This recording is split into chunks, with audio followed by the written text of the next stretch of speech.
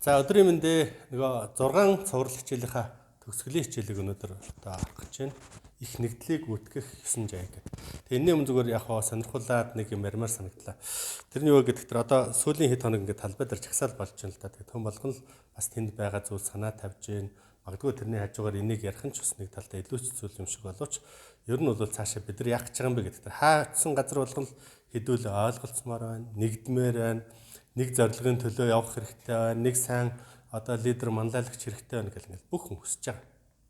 Гэхдээ болохгүй байгаа. Энэ ерөөс өнгөрсөн 30 жил болсон үйл явц байгаа байхгүй. Яагаад болохгүй байгаа юм бэ гэхээр бидний үнэт зүйл, бидний зарчим тэр жаяг одоо юу гэдэг нь те болох болохгүй зааг хязгаараа бид нар тогтоолгүйгээр зүгээр сэтгэлийн хөдөлгөөнөөр ив нэгдлийн тухай ярьж байгаа. Сэтгэлийн хөдөлгөөнөөр одоо юу гэдэг болно гэдэг.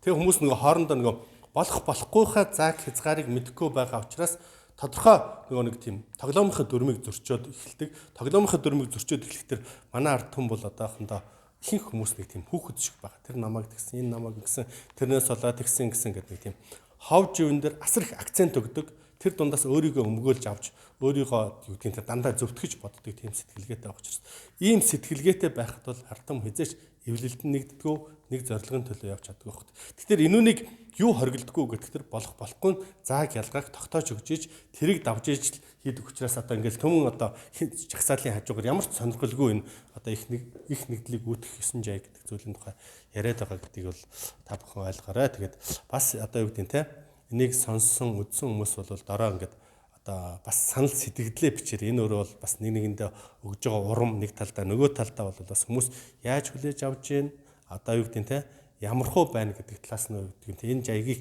хэрэгжих тал дээр нь бол бас ямар нэгэн байдлаар дуус тийм одоо бодоход ч юм уу цаашдаа хүмүүсийн сэтгэл одоо төрөхөд бас яг учраас тэгж хүсэж байгаа шүү, гойж байгаа шүү та бүхэндээ.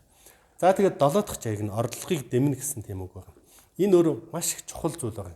Өнгөрсөн 30 жилийн хугацааны одоо юу гэдэг нь те бидний алдаа завхрал гэдэг юм уу бидний энэ улс орон хөгжихгүй байгаа энэ сонирхолтой байдал юунаас үүссэн бэ гэхээр орлого сайд оройд нь хүрнэ гэдэг нэг үг байсан. Одоо энүүний оронд нь юу гэдэг нь те нэг цүнх бариул одоо юу гэдэг нь те даргын хүн болвол хин нэгэнд өөрийгөө очиж би тэрний хүн гэд тушаавал явдаг тэр зарчим руу орчод байгаа байхгүй.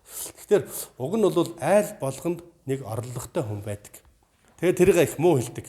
Энийг юм дандаа бүтлгүүтэй лсэн шидэм оролдоол тэгэл ингээд шатаал унаал ингээд тэрүүнийг ерөөсөө тийм одоо юу гэдэг нь те оошоож үздэггүй нэг тийм бүтлгүй хүн гэсэн тийм хаяг хатчихадах.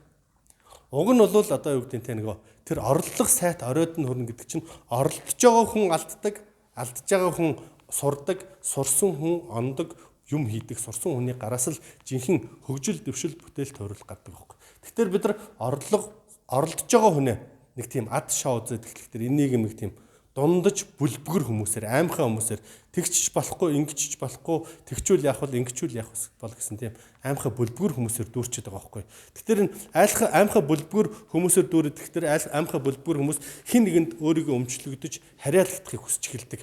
Хин нэгний өмч болж хин нэгний цүнх барьсны дараа л ажил нь яваад эхлэхдээ тэрүүнд одоо юу гэдэг нь те нөгөө тэр нь илүү амьдрахад амархан байдаг. Тэгээ тэр тийм хүмүүс яадаг вэ гэхээр буцаагаад нэг цүнх барьч ч юм уу одоо юу гэдэг нь хин нэгэнд өмчлөгдөж одоо дээшээ гарсан ажил үүсэнд бүтсэн хүмүүс яадаг вэ? Буцаагаад дараа нь яг дараагийн хүмүүсээс тийм зүйлийг шаарддаг. Цэрэг дэглдэг цэрэг дэглүүлсэн их цэрэг дараагийн шин цэрэг их дэглдэг гэдэг шиг яг ижилхэн зүйл байхгүй. Тийм учраас уг нь болдгсон бол манай нийгэм сайн сайхан болъё гэвэл юм оролдож байгаа бүтээх үзэж байгаа алдж байгаа эндж байгаа тэр хүмүүсээ л дэмнэж чаддаг тэр тогтолцоог бид нар бүтээж чадах юм бол ядаж тэрүүндээ нэг тийм урам зориг өгчдөг болж ийн бүтэж ийн чадна чи мундагч гэдэг юм уу одоо ингэж яагаад үр дүн төрнө гэж чадхаараа дэмндэг тусалдаг тийм тогтолцоог бий болгочих юм бол бид нар манай бас өөр шал өөр тийм креатив хүмүүсийн бүтээгч хүмүүсийн нийгэм болж хувирна л да. Одоо бол нөгөө нэг тийм амаа хохоолсон хар амаа хичээсэн за тийм цүнх баригчдын нийгэм болсон учраас бид нар өнөөдөр ийм байдал төрчөөд байгаа. За нэг тийм учраас орлогыг дэм үгээр ч болтгой дэм одоо юу гэдэг сайхан сэтгэлээр дэм сайхан үгээр дэм одоо юу гэдэг мэдлэг чадвараараа дэм хөрөн мөнгөөрөө дэм магадгүй болохгүй гэдгийг бас одоо юу гэдэг яагаад чи алдаж болохгүй гэдэг талаар нь хэлж өгсөн ч гэсэн тэр өөрөө бас дэм болж хувирж байгаа учраас тэр орлогыг дэмнэ. Унтрааж муухраар унтрааж дордолж доромжилж ерөөс огт болохгүй л гэсэн тийм санаа.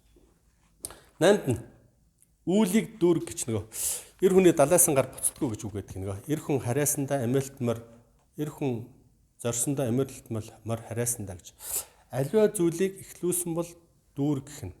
Давс хийвэл ажил хийвэл дуустал, давс хийвэл уустал гэдэгтэй холбоотой зүйл. Аливаа нэг зүйлийг болон бүтээн гэд бариад авсан хүн болвол одоо юу гэдэг нь те тэр зүйлээ эцсийн хүртэл үзэх тийм сэтгэлийн хат шаарддаг. Эндээс сэтгэлийн хат нөгөө тэмүүлэл шантаршгүй байдал гэдэг зүйлийг одоо шаарддаг байхгүй юу. Ихэнх хүмүүс яадаг вэ гэхээр яг амжилтын өмнө ингээд няцдаг.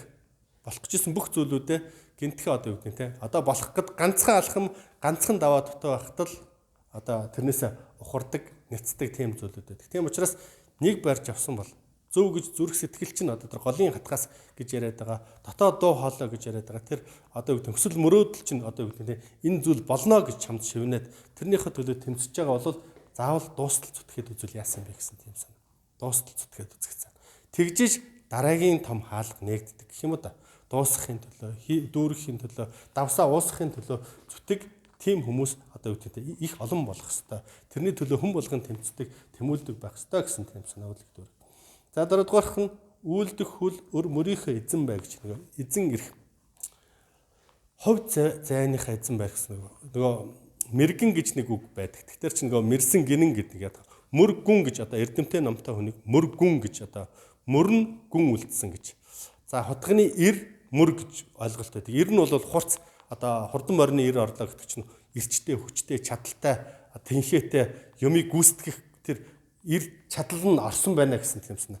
Мөрн гүн байна гэдэг чинь одоо юу гэдэг тэр тухайн хүн ажил нь гүйцээд тэр гүйцсэн дүүрсэн ажил нь ул мөрөө үлдээгээд хүмүүсийн ажил үйлс амьдрал авахд илүү их тийм сайн сайхан ул мөрөө үлдээсэн тухайн хүний ажил үйлсийг нэр төрийг нь алдар гавьяаг нь дурсагдахаар хэмжээний тэгж амьдрсан л гэсэн үг. Тийм сэтгэл хангалуун амьдрсан гэсэн үг.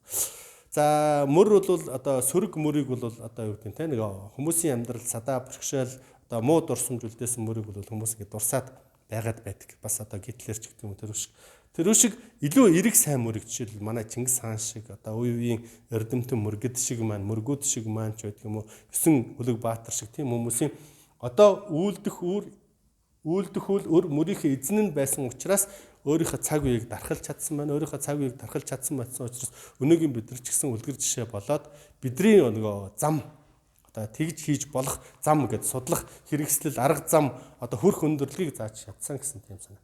Тийм учраас одоо юу гэдэг нь те үнэхээр одоо улс орноо өөрчлөхөд байгууллага өөрчлөхөд төв нөмрөө оруулахад гэр бүлдээ юу гэдэг нь те нэг тодорхой өөрчлөхөд дуурсгадах супер одон байхын төлөө үйлдэх өр мөрийнхөө эзэн байх ёстой гэсэн тэр энэ бол зарчим шүү. Айл болгонд уг нь нэг баатрууд нэг бурхад нэг одоо юу гэдэг нь гайхамшигт гигантнүүд төрдөг харамсалтай нь замаас нь бид нар унтраасаргаад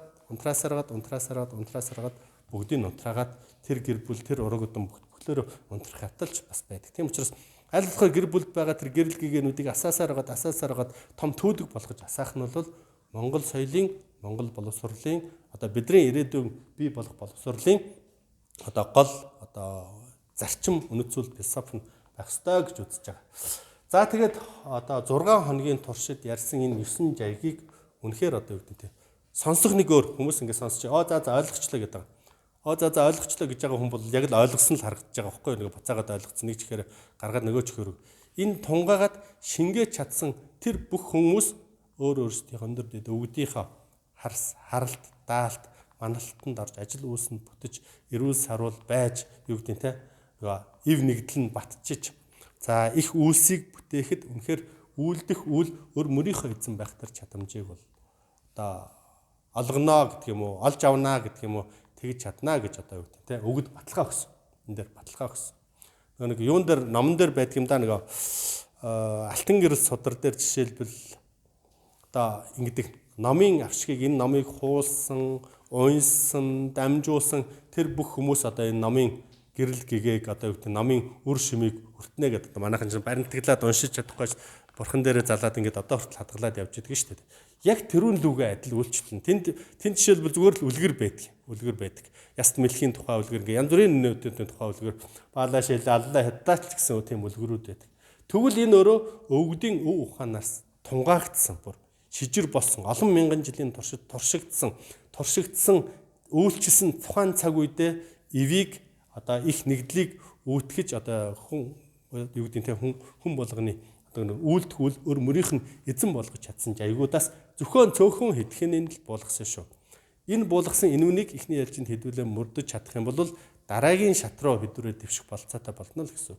Энэ жайгуудыг биелүүлж чадахгүй, ойлгож чадахгүй, хэрэгжүүлж чадахгүй бол энэ их нэгдэл хязгаарч үүсэхгүй л гэсэн тийм санаа.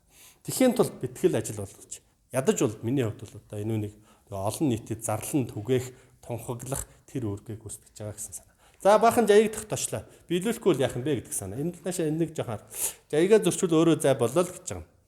Жаягаа зөрчиж чадахгүй бол дараа нь гоншихноо тэргүй өөрөө зүгээр л үлдэж байгаа хүмүүстэй хал балгүйгээр гоншихнолгүй, гомдол мэдүүлгүй, тэрэ нэг хэлгүй өөрөө зай болчихоо. Магадгүй энэ арчлангоос ч зай болуулахыг бол тэр өвгөд нь юу гэдэнтэй шийдэн нэзтэй л гэдэг асуудал. Ийм юм дээр тохирсон хатуу андгаатай, тангарагтай одоо нөлөөтэй, өртөө, мөртөө тэм жаягийг 18 жаягийг таниулах ажил маань бол энэ хүрээд өндөрлөж байна. Цаашдаа бол энийг бас бүх шатанда одоо хамтран ажиллая гэж бодож байгаа, нэгдэж байгаа, нийлж байгаа, зорилго нэгтэй, тэмүүлэл нэгтэй, үйл хэрэг нэгтэй бүх хүмүүстэй энэ 18 жаягийг одоо юу гэдгийг те таниулж ойлгуулахыг хичээн. Тэгээд ойлгосон, дэмнсэн энэ жаяг дээр санаа нийлж байгаа гэсэн хүмүүстэй цаашаа хамтран ажиллахад бол одоо бидний хувьд бэлэн байгаа гэдгийг яльяа ингээд баярлалаа.